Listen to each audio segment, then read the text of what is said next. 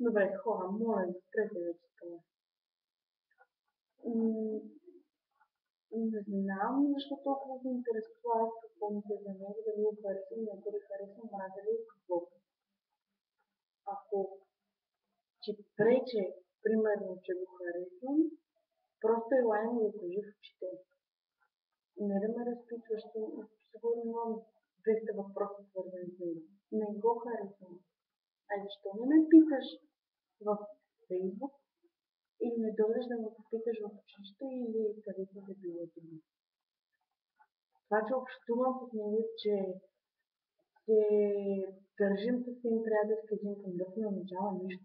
Това, че вие се държите съвсем различно с момчета, които са ви приятели, съжалявам, но все пак, престанете да ме питате за него и престанете просто да се интересувате. Моля ви, защото има сигурно 1 милиард въпроса за него, всъщност не виждам на какво отгоре трябва толкова да се интересувате.